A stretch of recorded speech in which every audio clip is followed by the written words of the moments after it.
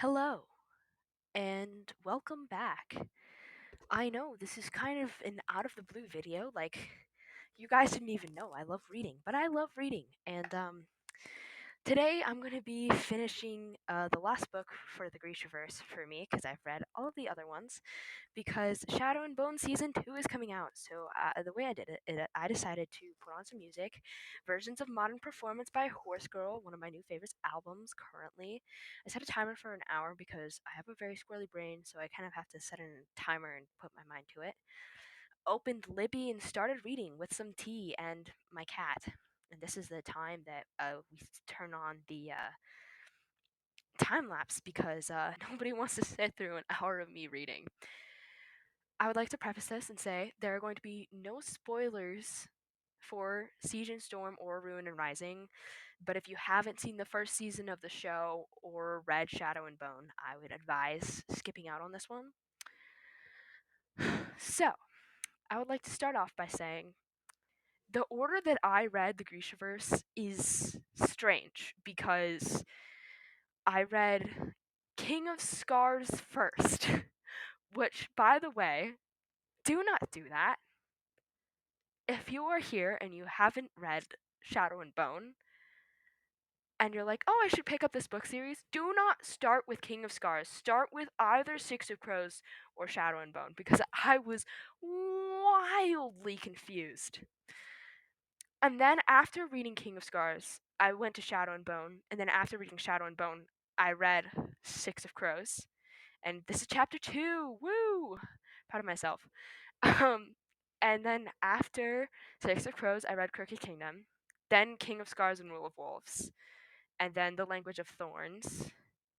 And I feel like the title's longer than that, but I don't remember it. Then I read Shadow and Bone, and then I read The Demon in the Wood, which is a graphic novel about the Darkling.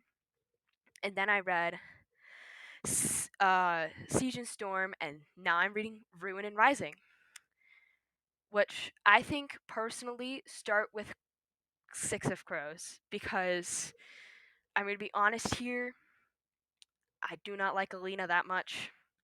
Like, why would I choose Alina over Kaz Brecker? That's my question. Why would I choose her over Kaz? That's chapter 3 for you, y'all. Anyway, um,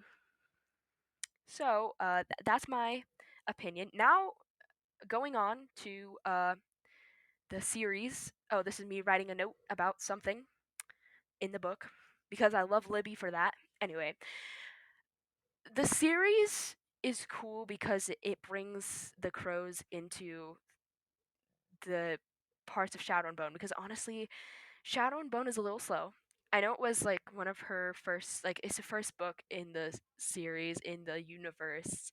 She is a little warming up to do, but honestly, Ketterdam is a much more realistic place comparably to Ravka. Also, girl, can we talk about how in the book, I know in the TV show, the Darkling has another name and it's General Kerrigan, but in the book, the first whole book, he is called actually, it's the first two books. He is strictly called the Darkling. Red flag. Red flag. How did this girl fall in love with him? And no offense to the people who ship her with the Darkling, but you need help. And I know you guys know it, but you need help. And we are on chapter 4. Also, like, Mal, you took such a bad turn. We were rooting for you. And now I don't even want to put you with Alina, because Alina doesn't need to go through your frat boy energy, toxic masculinity, whatever is going on. So don't ship her with him either. And then we're not shipping her with Nikolai, because that is a death wish. Because Zoya would kill her. She did say it. I'm not afraid to say. Zoya said it. So it's her, not me. It's her, not me. Anyway, those are my controversial opinions about the ships. I don't think Alina should be shipped with anyone because she's like very immature. and very naive, and she needs to get her life figured out before she does anything. And I think that that was a good thing that kind of happened. There's that. But yeah, that's what I think. So from what I know, season 2 is going to be Siege and Storm and Ruin and Rising, and then season 3 is going to be just Six of Crows. Okay. I think I took a break here because I needed to go to the bathroom. Because I drink a lot when I'm reading. Because I don't drink coffee or energy drinks or anything. Because caffeine messes up my system. So I just drink water. Yeah. So now I'm back to reading. Anyway, also I started crocheting because I have to have something in my hands while I'm reading. But there's that. I am intrigued to see where this season takes the crows because they the plot that they had in the first season was very Alina centric, and I don't know how they're gonna do that this time. I know.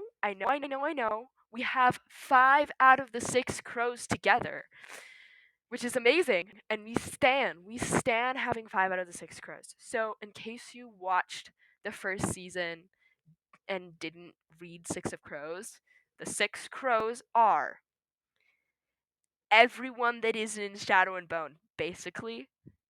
So that means Kaz, Brecker, Jesper, Inej. Those are the 3.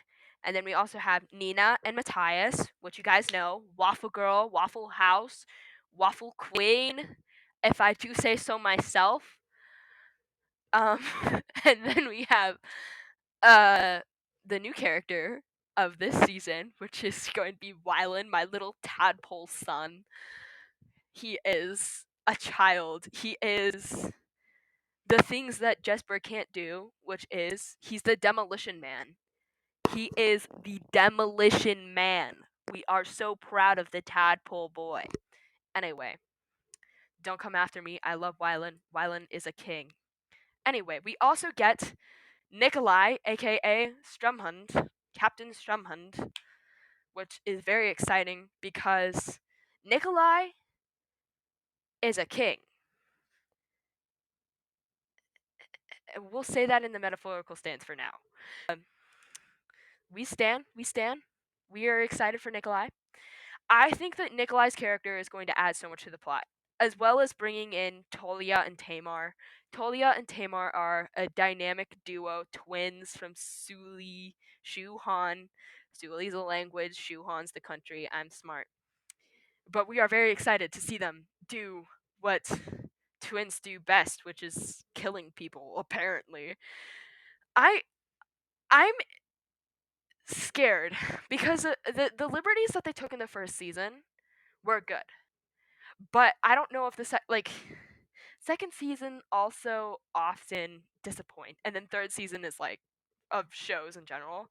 Third season always gets a little better, but we'll see.